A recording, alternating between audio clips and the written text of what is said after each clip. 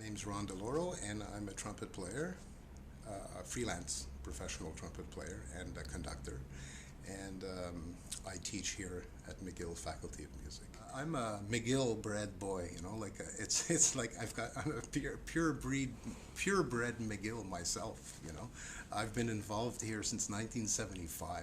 I dug up an old copybook that I used here as a student, 1978, and here we were in like 2003.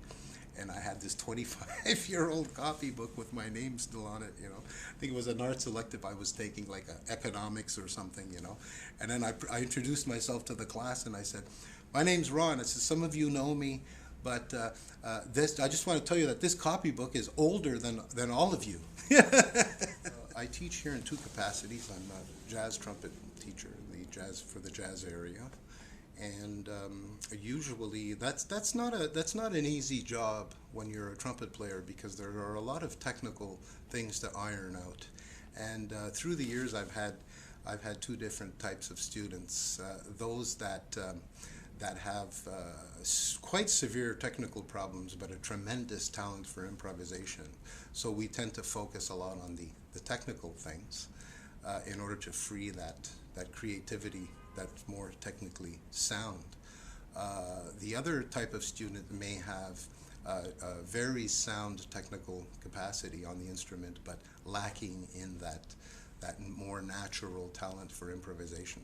So the focus is going to be on the improvisation, to try and get both elements happening. I want my students to be good improvisers and to be good trumpet players. First and foremost, I guess playing the instrument properly is important. Then it's going to allow you to achieve artistically what we need to achieve. The other capacity is as a big band director. I want all my students coming out, finishing school with a good pedagogical sense of big band music. What the most important and significant composers were. And in most cases, they're never going to get a chance to play this music again. Here's the chance to do it. And those are my experiences from having been in school too. And with a lot of the repertoire that I played in school, I never played again.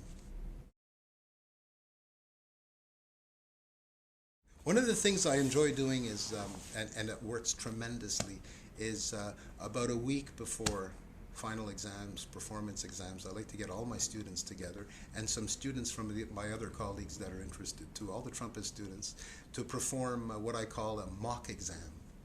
And what we do is we all gather, and probably the toughest audience any trumpet player will have is an audience of trumpet players. And in this case, it works really well because I ask all the students to just do maybe about 10 or 15 minutes of their actual exam that they'll be doing a week or two later. And they perform this in front of all their colleagues. Usually guarantees a grade point higher on their real exam because they've blown out a lot of the fear, and gives them a chance to really focus on the things that not only the teacher has observed in the lessons, but now it's coming from everybody else too, so they're convinced that he must be right, So that's what the mock exam is all about, and I do that once a year. We're all a product of our environment and our upbringing, so you may have a certain conception, and I like to really open them up to discovering all kinds of situations, all kinds of musical situations and styles. Most importantly, I want them to learn how to swing and how to play in an ensemble, and how to develop good working collaborative teamwork sense as well. That they're going to be people that other band leaders or other orchestras will want to have in their band, because they're easy to get along with, and they have a good sense of teamwork. They can play in tune, they can read, and they know how to swing. They have the proper conception, Some students come in here with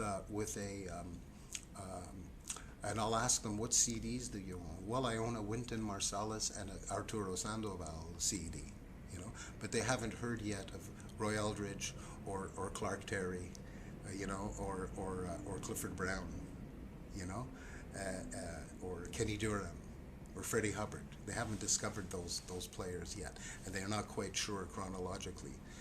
So they'll think that their standard for a jazz trumpet playing is Wynton Marsalis or Arturo Sandoval, without realizing that they have had very strong influences that are important to study. You know, so I like to do that in my teaching as well. Have this pedagogical to make a pedagogical sense of everything and say, well, okay, here's Fats and Navarro, for example, that no one ever really hears about, you know, and then you can see how that how that gets into where that is the transition between Dizzy Gillespie and Clifford Brown, for example, you know, and then when they start discovering their solos and their playing, and it's all important stuff, you know, and that's what school's good for, just making you aware, you know, makes you aware. You learn what you can learn, and then down the road, as you mature and as you develop, you're going to grab onto these things and say, well, okay, now I can understand this now, or I want to go back and hear that guy again, you know, that I heard when I was in school, you know. So such is the journey of being a musician, and then constantly evolving and maturing, you know. And it's not an instant fix when we're in school, but it's a place to gather all the information.